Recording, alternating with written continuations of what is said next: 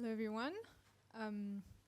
Thank you for coming to this panel on the Indo-Pacific, the French way. We are here today to be lucky enough to have people from Singapore, Washington, from Paris as well, of course, but also possibly online, the commander of the Carrier Strike Group, which is yet to join, so we're going to start right away. And he'll be joining us whenever he can. He's sailing in the Pacific. The Carrier Strike Group is right now in the Pacific, so it's some logistics to have him here. I'm Léonie, Allard. I'm a visiting fellow at the Atlantic Council in DC as well, and I'll be moderating this panel. I used to work at the Ministry of Defense on the Indo-Pacific as well. So the idea here is to have a really open discussion with everyone here.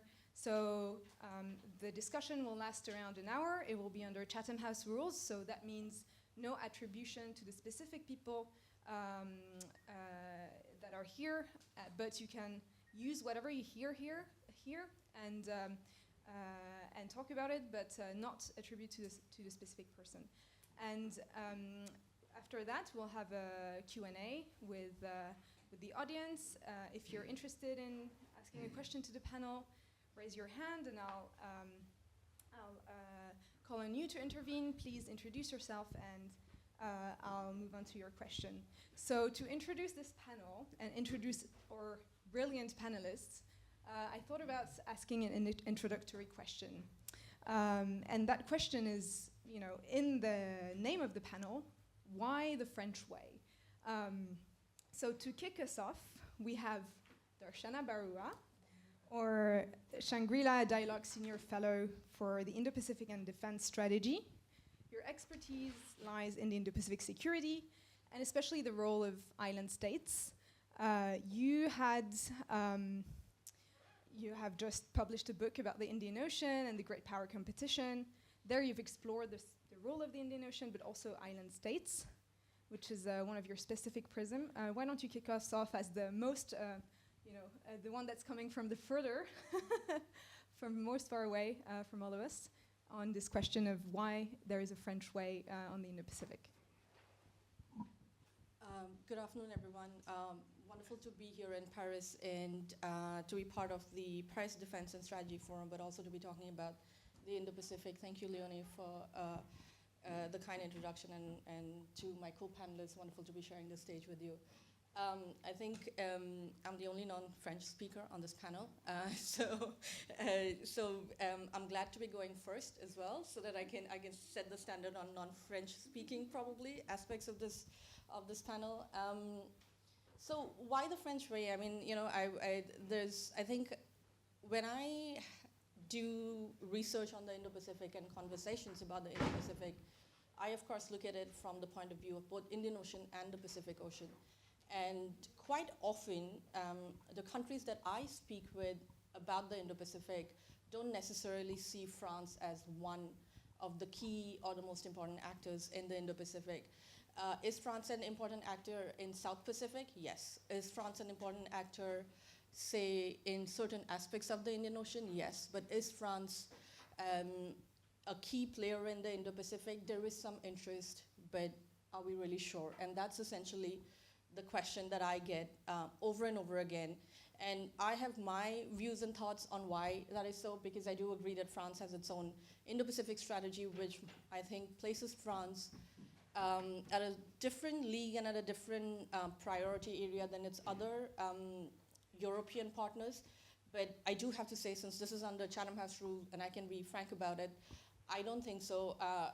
France's not just interest, priorities in the Indo-Pacific is that well understood, even within France's own partners and allies, in the way France deals with it. And I think that's why it's important to debate and really put out there that there is a French way of the Indo-Pacific.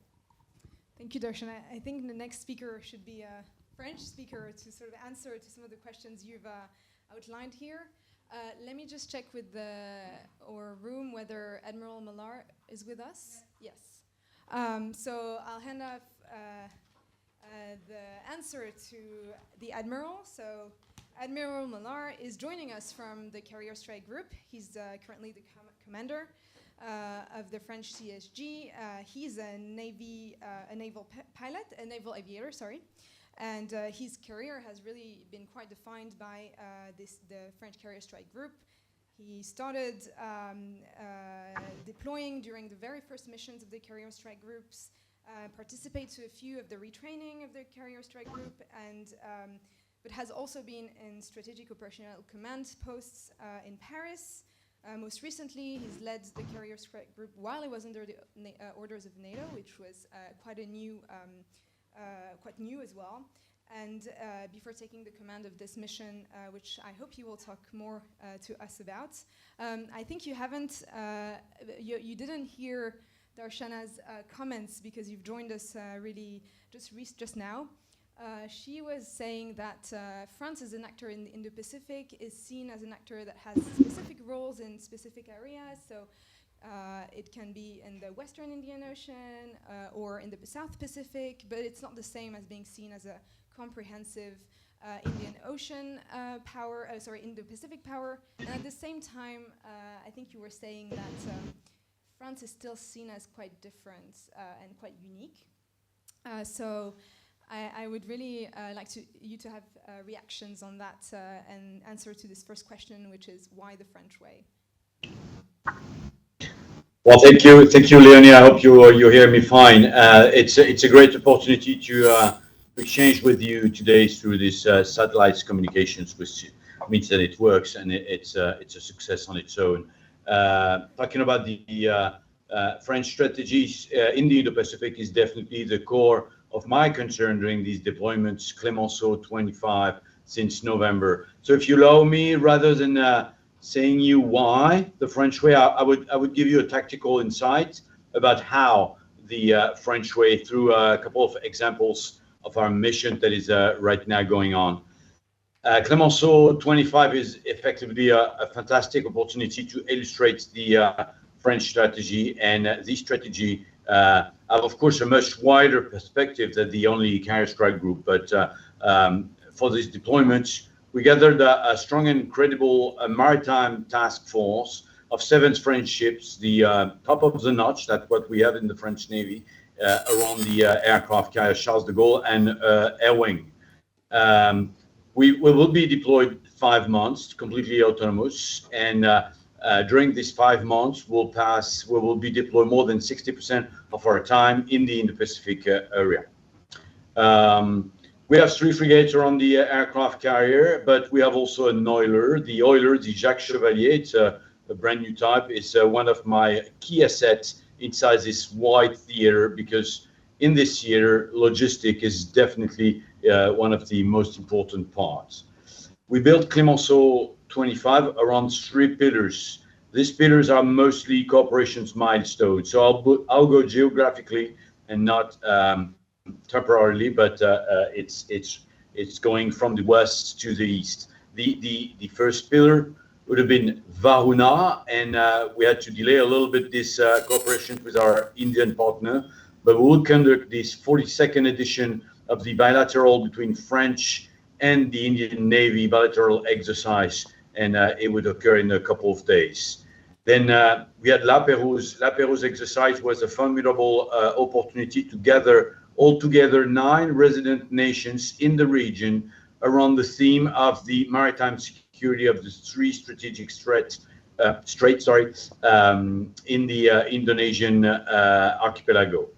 And last but not least, the Pacific Stellar exercise with the American and the Japanese partner, building mutual knowledge and cooperation through interoperability of 3, what we call the large tech, which is basically aircraft carriers, with USS Carlington, JS Kaga, and of course, Charles de Gaulle. Other than those 3 pillars that build up the general scheme of maneuver of the missions, we have a very numerous bilateral cooperations, either with Malaysia, Singapore, Vietnam, or the Philippines. And those interactions were very interesting for us to develop the knowledge of the area, the knowledge of the partners and building the trust of all these corporations allied. So we have right now at the last third of our missions. We just left Singapore yesterday, and we are definitely inside the general organization and the general scheme of the French strategy inside the Indo-Pacific. So I heard this answer explain you how we go through the French way through this deployment. That is a first since we haven't been deployed so far for a long time. Thank you so much, Admiral. I'll go to Captain Martinot next. Maybe you can also provide a political answer, also coming from Allard and having been, if I understood correctly, working from the onset of what this mission was going to be a few years ago. Right now, you're responsible for prospective studies on joint maritime capabilities at the French Joint Staff Headquarters, and you've commanded the Charles de Gaulle from 2021 to 23. And also participated to what was going to be the mission that is currently in the Indo-Pacific. You're also a naval aviator, and you've been deployed in the Indian Ocean, in the Arab Gulf, and have also in the Mediterranean, and have some experience building partnerships, which is some of the issues that has been emphasized by the Admiral. How do you answer to that question? How do we put this how in the broader strategy that France has developed? Well, thank you, Léonie, for this tough question, actually. Well above my pay grade and my rank, but what I could say is that, of course, Clemenceau 25 is not the first mission we are proceeding in the region. Actually, our presence in the region has increased over the last 10, 20 years. We can maybe talk about other deployments with the Marines, French Marines, US Marines and Japanese Marines in the area under the banner of Jeanne d'Arc missions. There were also some missions from the French Air Force Pégase air wing deployments. So it's really a joint, combined, and multi-domain increase of presence. And so it's really consistent with that. Myself, I've been deployed in 2017 in ARC 17 exercise with Jeanne d'Arc and NHD, French NHD. And we had on board Japanese Marines, US Marines, and UK Royal Marines helicopters. And we practiced about some amphibious operations. Now, coming back on the initial question, which is tough for me because we're more at the diplomatic or the political Chatham level. House. Yeah, but we are on Chatham House. And thank you, Jacques, not to responding to the question. So that I'm definitely obliged to respond now. What I would say very simply, I think the difference for France and why there is a French way, we could say, lies on maybe three pillars: political, military, and diplomatic. It's really anchored in history. It has been shaped with different events. During World War II, during the Cold War, and the balance of strategic balance between the US and USSR. So France has always developed his own way to assess the situation, to be able to act by itself. On the military field, for example, with deterrence, a full sovereign deterrence and high-end expeditionary capabilities. And today, where I'm working now in Baruah, we are still, of course, maintaining this effort in terms of deterrence and capacity to deploy our forces and to act by our own.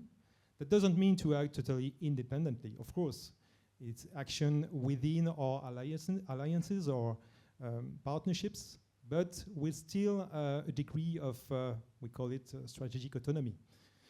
And of course, we know that this notion has been really very questioned by sometimes our closest partners.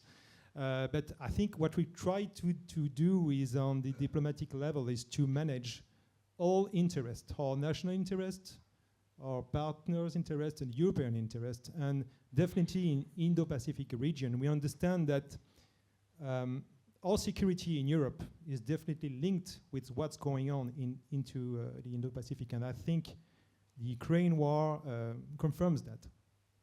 Thank you. Thank you so much. There's a lot to unpack here, which I think we'll be talking about throughout the discussion. But I want to highlight what you were saying, which is, we have our sovereign territories also. It means we need to have our sovereign means and ways to reach them at any time where we have to protect their sovereignty, which is extremely fragilized by threats in the regions, but also changing partnerships and changing strategies from our closest partners and allies. And there I want to ask the same question, why the French way, and sort of start responding to this question of partners with Tara Varma. So Tara is coming from Washington. She's a visiting fellow at the Center for United States in Europe at Brookings Institution. She researches French security proposals in the European framework. She's a huge voice on France in DC, but she's also looking at it through the lens of the Indo-Pacific and your experience in India, but also China. And she used to be the head of the Paris office of the European Council on Foreign Relations, which is a European think tank. So Tara, what is your answer to the French way today in the current context? Hi everyone, it's great to be here. Thanks Léonie and thanks to my two co-panelists. Is this working? No. Hi, sorry. Hi again. So my three co-panelists said, I think, really encompasses what you're expecting here. There is a historical legacy. I'm really struck that the different exercises that the Admiral mentioned, actually, for most of them, preceded the enactment of France's Indo-Pacific strategy. But when the strategy came out, the sense was that it needed to be part of, it needed to encompass exercises that were pre-existing. It was not about reinventing the wheel, but really proving to the Indo-Pacific that France was indeed a power there, but as well to our partners, because as Darshana said as well, particularly when you're sitting in Washington, thinking of France as an Indo-Pacific power doesn't come naturally. There is, I would say, a lot of contestation even of that very notion.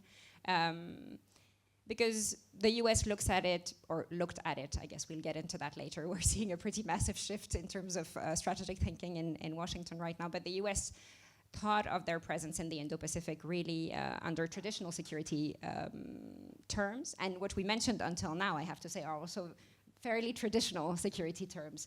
But France's strategy in the Indo-Pacific goes and talks to a variety of different topics, not just military exercises. It's about disaster relief, ocean governance, people-to-people contact. So we're really seeing a strategy that's much more comprehensive than just military means. And I think one of the reproaches really that the US has towards France and other European partners is that they didn't really pull their weight, and they were not serious enough to be a threat to China, because that's, I guess, the one country that we've not mentioned until now, who is a key player in the region, and one of the reasons why some countries came up with an Indo-Pacific strategy. It's not the only reason why, and in France's case, evidently, the rise of China is not the only reason why we came up with our Indo-Pacific strategy, but it is one of the reasons why we really insisted with our European partners that they should come up with one. Germany and the Netherlands did in 2020 and 2021, and then the European Union itself came up with a strategy in 2021. So we've seen quite a bit of movement there, a bit under pressure of the US, a bit under pressure of France, but there's a sense now that the French way has a French component, but also a European component, a partnership component. And I think we're moving towards that, especially at a time where the reliability of the US partner is seriously put into question. I think having a serious European voice, both made of European member states who want to act in the region, but also European Union instruments, is absolutely key. Thank you, Tara. I will go back to Admiral Mallard. Tara, you've pointed out that France needs to continue to be a voice on these issues, including at the European level. Right now, we're at a moment where we have one of our closest allies, the United States, saying, we don't want burden sharing, we want burden shifting, we want you to concentrate on Europe. They're lowering their support to Ukraine and engaging in negotiation with Russia on terms that are very difficult to accept for European security. In this context, why is the carrier right now in the Indo-Pacific? Why is it still important for us to look at this region?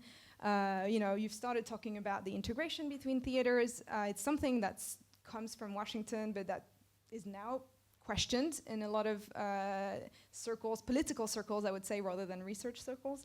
So why is the carrier right now in the Pacific? Why is this a timely moment?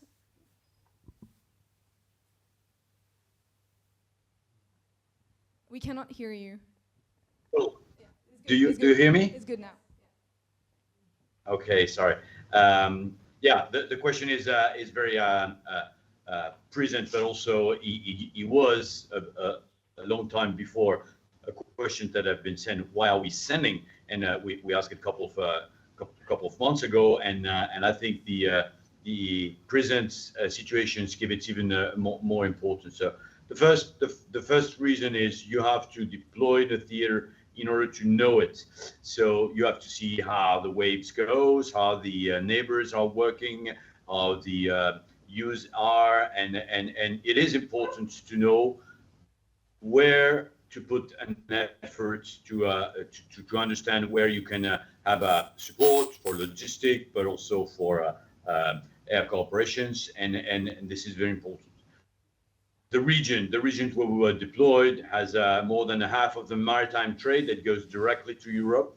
So being interested in the region is being interested in half of the trades, half of the wealthness that receives Europe. And in my opinion, in the next couple of decades, it would even increase. So it is important to go there. But there's also a question of sharing. You mentioned that the burden sharing was getting a burden shifting. So the signals could be also that if any country is interested in the defense of Europe, it's maybe also because Europe is interested in the geopolitical situations elsewhere where the effort is met. So I think all those, it's the right moments to make this effort, and the right moments to have the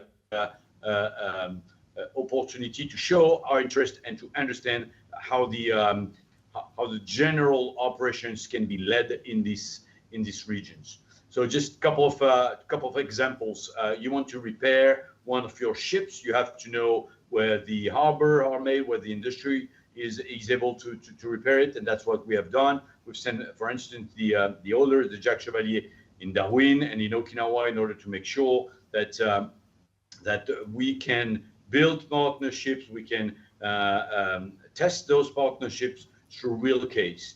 But you also want to test, for instance, the communications. Our satellites are mostly centered on the general region of deployments, and when you go outside of the deployments, you have to find another way to communicate, another way to use the possibility, and I'm glad that this is working right now. We're skipping a little bit. So I would say that it is a success. And last but not least, you have to gather. TV.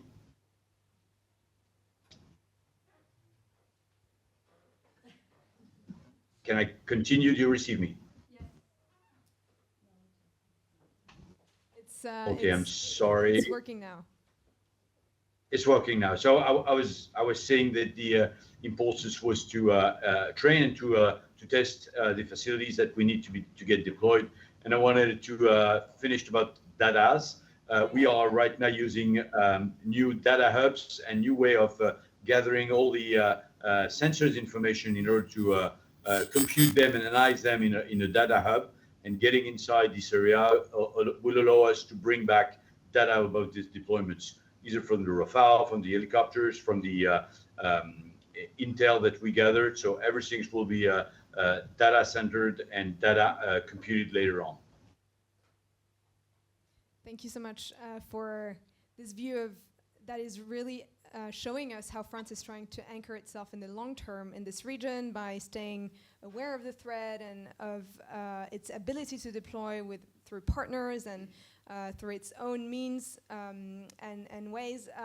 Darshana, I'd like to go to you to know how this is perceived in the region. How is the CSG's deployment? You You and Admiral met in Singapore last week during the deployment. I'd be interested to know how this is being perceived and in terms of what is France bringing to the threat perception in the region and to third countries. Thank you. Wonderful to see you on screen, Admiral. You're still in my region, and I'm here in Paris, so I guess we've just switched around. Before I go to sort of how it's being perceived in the region, I just wanted to also mention in terms of some of the aspects of the France's Indo-Pacific strategy, generally how is it perceived before I go to this mission that is underway right now. I think you talked about the history of France in the Indo-Pacific, and that's really important on which I think France's Indo-Pacific strategy and engagements are founded on. But I'm going to use my privilege as the only non-French citizen on this panel and be a little provocative and say that it's that history that also gets you in trouble.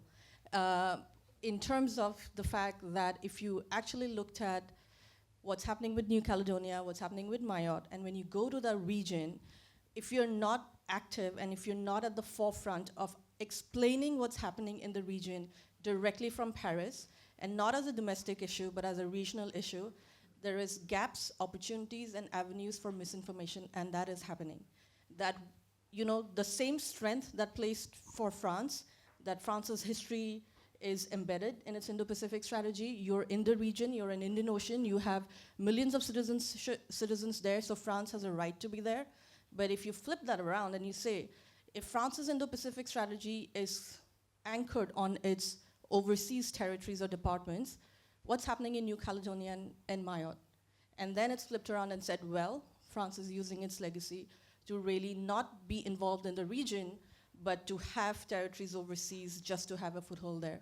And that is a sentiment on the ground, as hard as it is to hear it and debate it. But I do think that there is a need to debate it, because my conversations, my engagements, and my trips to Paris, I understand that's not the case. I understand that's not how Paris intends to engage with the region, but that's definitely a perspective for the region. And I think it'll be amiss if I came to this forum and did not share this with you, that while you're debating the Indo-Pacific strategy in Paris, don't look at Mayotte and New Caledonia simply as a domestic issue.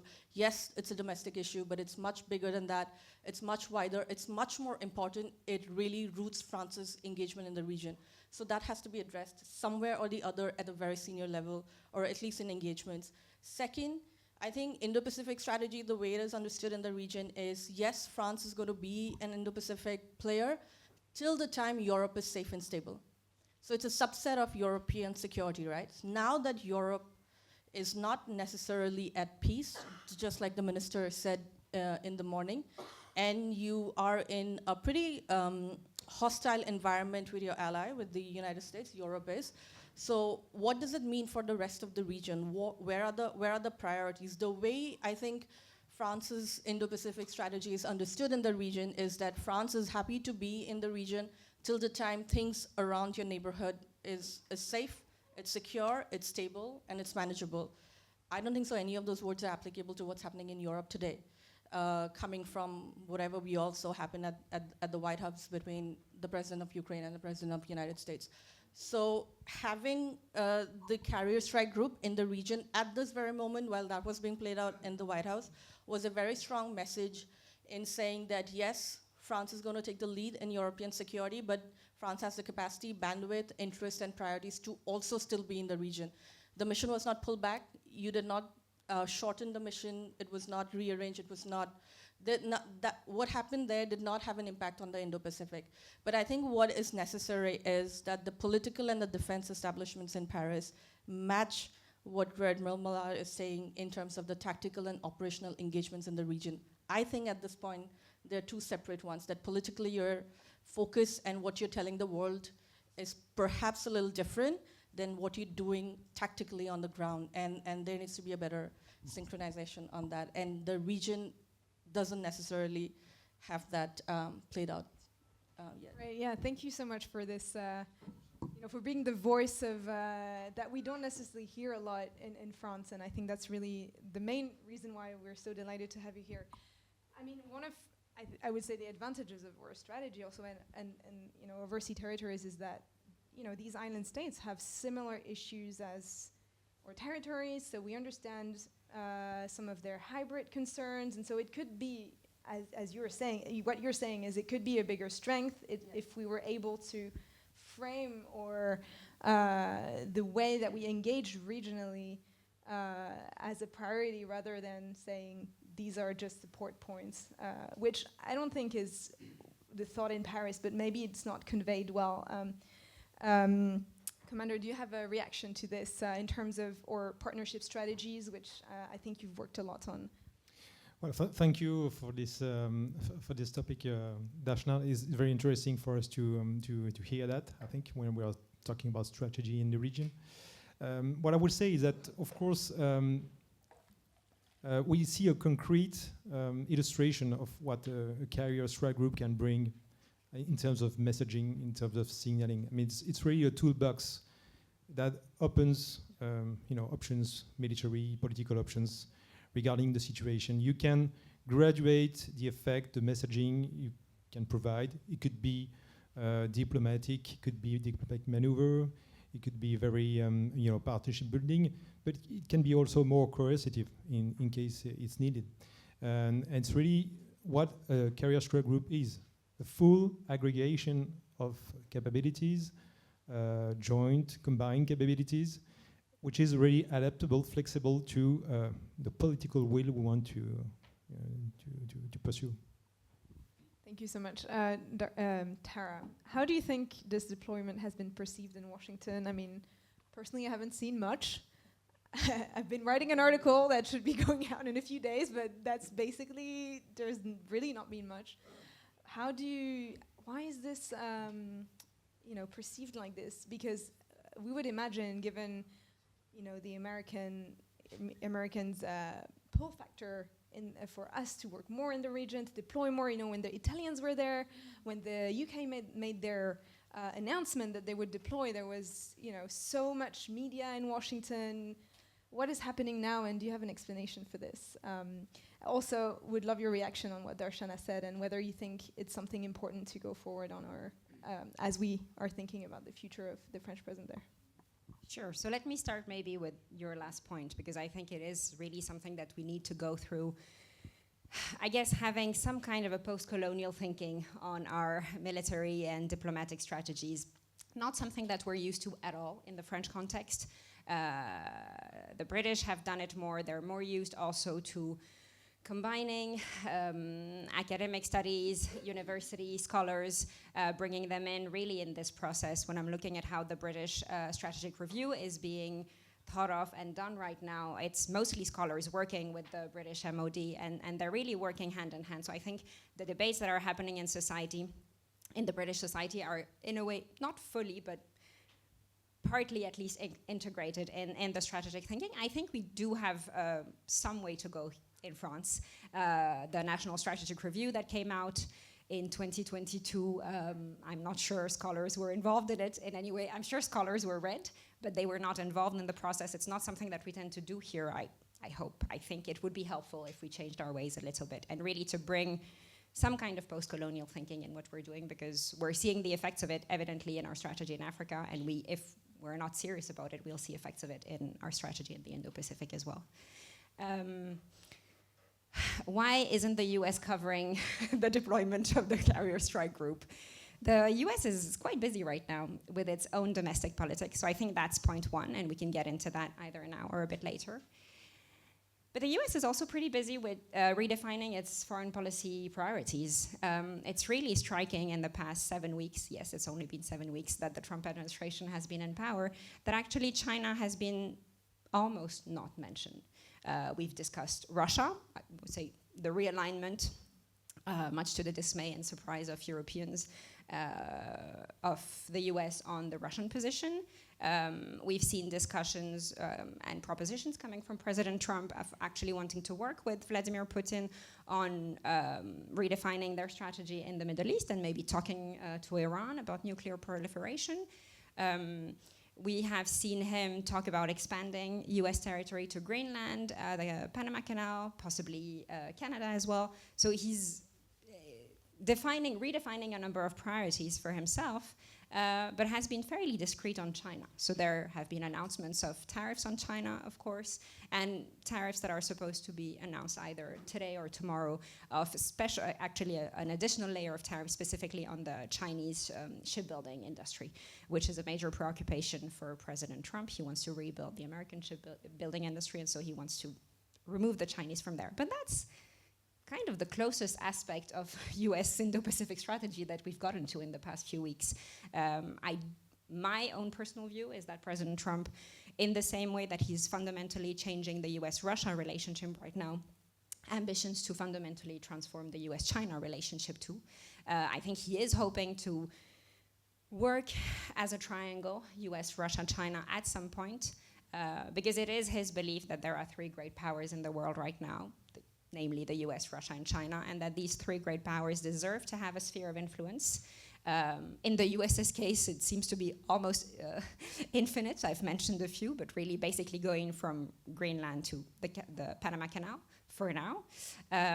In Russia's case, it includes Ukraine, of course, and in China's case, it includes Taiwan. And so it might go beyond that, but this is how he sees the world. He doesn't really believe that any other powers deserve their sphere of influence, but he's willing to grant the other two their wishes, and so that will have evidently consequences for the European strategy, the French strategy in the Indo-Pacific. We mentioned burden sharing and burden shifting. You can do burden shifting if, again, one of the two powers is going to pick up part of the burden. If we are uncertain about the reliability of the US ally, I'm not even sure that we can properly do burden shifting. I'm not sure that we can count on the US coming to anybody's rescue in the Indo-Pacific, or to be honest, elsewhere in the world right now. We're really looking at a totally different mindset, and so Europeans will have to fend for themselves, not only in Europe, but in the other theaters that are of interest to them. Well, thank you for this overview of how the US, or how rather Trump, is looking at the world, which is, spheres of influence, I felt, was the only way to have a synthesis between his imperialistic ways and the fact that he is also a restrainer, so someone who wants to concentrate power, American power, in the Western Hemisphere. So I guess the only way to explain this is that he fundamentally believes in spheres of influence. So hearing this, Admiral Mallard, you have exercised with the 7th Fleet. One of the most successful and most impressive of your exercises were actually with the 7th Fleet, right? It was, I believe, around the East Philippine Sea. Could you tell us more about, first about how you're working with the US in the Indo-Pacific and how this specific deployment was maybe a milestones or several milestones with this partner? You've also stated, I think, on media at the outset of the deployment that whatever happens, France is ready to plug and fight. This also implies the idea of a coalition, of probably the United States. How are we preparing for a contribution with an ally that's less and less reliable? Is it something that you're feeling now at the tactical level, or is there a complete disconnect with the political side? Wow, thank you, Léonie. That's basically what's going to take us for the least hour now, because there's a bunch of things to go through. So in details with the 7th Fleet, it goes basically as we planned. We've been working more than 7 months with the Carrier Strike Group 1, and we had high expectations to work as closely as with the 7th Fleet that we were working either with the 5th Fleet in the Indian Oceans and the Arabian Gulf, or with the 6th Fleet in the European theater. So we're fairly used to what we call the dual carrier operations inside the Med, inside the Indian Oceans, and we basically transfer those expectations to the Pacific Oceans. And we had the chance to have a strong U.S. Navy leadership that was very interested in our expectations, and we went through basically what we have planned to go up to the anti-submarines exercise with, I would say, a very realistic scenarios and situations, but also air wings working together between Rafale, F-35s, F-18s, and ships working together. And the last point, but it is not the least one, and I always say it, we train together to exchange logistic part, fuel, refueling each other, either aircraft refueling aircraft, but also ships refueling ships. So we reached out the general level of high intensity training that we are training right now inside the European theater or the Indian Oceans, and work very, very closely with the Carrier Strike Group 1, which is based in San Diego. And San Diego, I think it's one of the furthest part of the US that is from Europe. And everybody we were working with was very fluent, procedures went very well. And I think it's a basic success for interoperability. Continuing on your questions, I'm staying at my tactical level, so I don't go a lot further than that, and working with my counterpart, U.S. counterpart, but also the commander of the 7th Fleet, we never talked about the political issues, and that's something that we feel will certainly change the general relationship with between our two nations. But between our two navies, we have stronger bonds of working together, same procedures, same training places sometimes, and we didn't see any change in the way the U.S. Navy was welcoming us inside the theater. That's really interesting, because for us in Washington, we can really see a shift, or the start of a shift. I mean, the only tool, which is a very rudimentary one that Trump has used to deal with China right now, is tariffs, and it's a very, rudimentary tool when you think of everything that the U.S. has in its toolbox, and its alliances is part of it, and it seems like the U.S. will be losing a very important partner in France in the region. So, Darshana, let me go to you to stay a little bit. Oh, sorry. Yes? It's because of the time zone. We haven't reached out for now the region yet. Well, I think there are signs that he's, taking issues really by theme, and like he's finished sort of with Europe now, drawing up what he wants. We're not here to talk about it, but I think both of us will be happy to talk about it if you see us in the forum anywhere. And now he's kind of going to China, and we might start to see the repercussions of that. And a lot of people are not confirmed yet, etc. So Darshana, there's always been, coming back a little bit to the French way as well. We don't have the same strategy as the U.S. We see China as a threat, and we tackle it in ways especially that affect our sovereign territories. So in hybridity, we also believe that any use of force in the Taiwan Strait would have grave consequences for Europe. But at the same time, we really have this partnership strategy that is trying to give space between the US-China competition to these third partners, with the US especially now being less reliable. How do you think France should adapt its strategy to possibly changing, again, we're not sure where this is going yet, and we might have some continuity as well, given that Trump developed the Indo-Pacific strategy in 2017. So how is this perceived in the region in terms of the shifting of the US? And is there more space for France for third countries?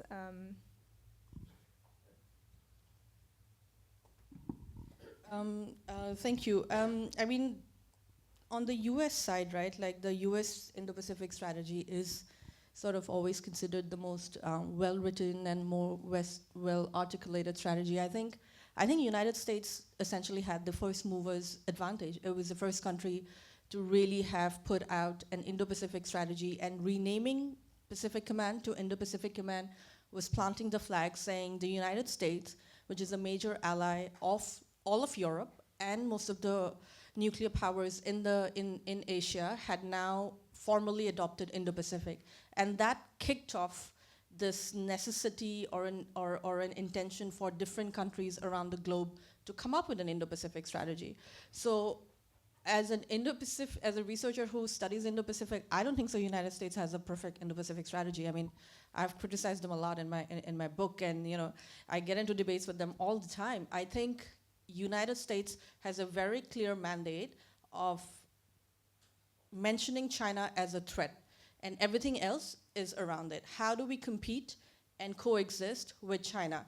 And that's the core of the Indo-Pacific strategy. The Indo-Pacific strategy is meant to support Washington's desire and ambitions about surviving, coexisting, and winning in a world where China is its biggest competitor. It's not necessarily an Indo-Pacific strategy. Everything else in its pillar has been brought together and placed in the Indo-Pacific strategy, right? So it's not the perfect Indo-Pacific strategy. It is a strategy on China. I think France actually is far more unique in that France's Indo-Pacific strategy is based on its existence, its history, its operations, its capacities across the region. France is one of the very few navies who operates from the Red Sea all the way to the South Pacific. There are very few navies that will be able to function and have familiarity of the waters across the entire Indo-Pacific. Even on the American side, of course, you would know these Americans divide their theaters into combatant theaters of Indo-PACOM, CENTCOM, and AFRICOM. Trump just announced he's taking every asset out of AFRICOM. So there goes your Western Indian Ocean, right? 7th Fleet based in Tokyo is the main fleet for the Pacific, and then you have 5th Fleet in Bahrain that transits between 7th Fleet and 5th Fleet, but essentially is for NATO-reliant operations. If you ask the Americans, what are you doing in the Indo-Pacific? It's all Pacific. There is no Indian Ocean in there. Whereas France actually has an Indo part of the Indo-Pacific. So I would say that it's not that how France reorganizes its Indo-Pacific strategy. I think it's how France takes into its partnerships and alliances and reorganizes its partnerships within its Indo-Pacific strategy. It is a very unique moment for France to be in the region. I think the Korea Strike Group could not have been in the region in a better time than right now. All of the allies in Asia are questioning their alliances, right?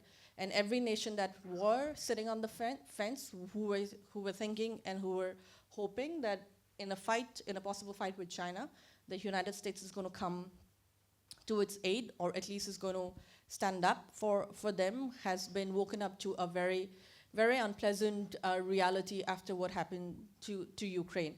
So the question now is going for smaller states, for swing states, is essentially, do we have the bandwidth to play this game of who's going to choose us, or do we make an assumption and just bandwagon for survivability? So you will see more and more countries where there's larger debate shift away from the United States, which means they would say our only choice is China. And I think this is where France comes into play. But again, it is going to be really important how France puts across that message, how France frames it, how France presents itself. And I think focusing on France's capacities of operational experience and understanding and familiarity of the domain, underwater, overwater, water. We talked about this in Singapore. I think France is truly in a unique space on both sides of the Malacca Straits, and I think that should be on it. And not just on the naval side of it, I would say from the point of view of maritime security, illegal fishing, SAR, HADR, climate security, all of that, maritime security. France is a maritime power. So that should be the billing point. Taking your maritime expertise to the region where it requires it, and then adding on the defense side of it. Thank you, Darshana. Captain Martinot, let me get back to you, and I might have one or two questions, and then we'll open up to the room. So for you, right now you're responsible for prospective studies on the joint maritime capabilities in the joint staff. So you're looking at midterm projection strategies. What are the operational environment of the French Navy going to be like? Do you think this issue of how does France find its standing in the region taken into account? How do you see, the threat picture evolving in the region and countries of the regions having some certain expectations from France, kind of in line with what Darshana was saying, especially because I believe you've been in the region for so long. You were there, or you were already working on this in 2018-19 when France developed its first Indo-Pacific strategy. How do you see, from your studies perspective, this evolving? Well, of course, our capability building process is linked with our diplomatic or strategy, and in EMA, joint staff. Of course, we have dedicated division dedicated to that, and we, of course, base our work on that in close link with DGRIS and Quai d'Orsay. So we take in account that. Of course, we have dilemmas because the priority right now is European security. I mean, the first round of European security. So there are some dilemmas, but as part of former Navy officer, I'm convinced that we, like I said initially, that our security lies on our presence into Indo-Pacific, and it's also linked to our commitment to our alliances and partnerships. So we try to find the good tools for that. Like I said, I think Carrier Strike Group, Air Wings,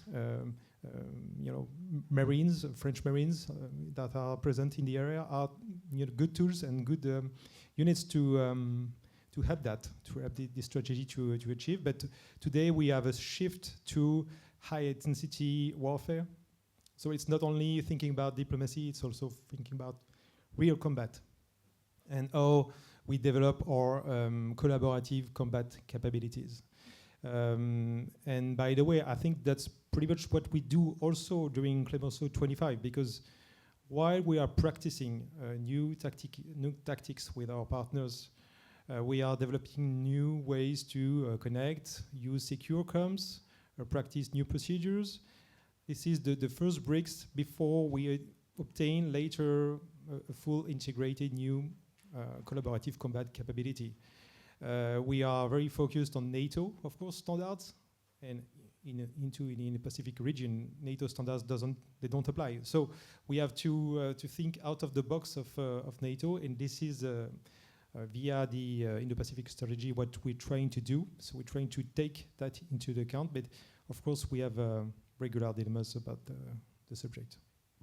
Thank you so much. It sounds like we have a lot to offer to the region.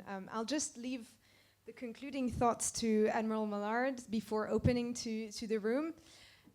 It's an easy question. I just wanted to ask because I want to pay tribute to the fact that to the French aircraft carrier, the Charles de Gaulle. It's a very special ship to have. Could you tell us more about what it's able to do in the region and why it's different than sending another capability there? Concluding on maybe again like this, the how special it is to have the carrier right now in the region and so far. Well, I cannot say anything bad about the carrier strike groups, and especially with Sébastien around here. In my opinion, this is the best asset that French Navy can send, and it shows the interest of the regions. Lower asset will be just a normal interest. The carrier strike group is basically the state of the art, what we can do in modern maritime forces, and it helps the cooperations opportunities that we want to send. I'm just giving you a small example that will illustrate those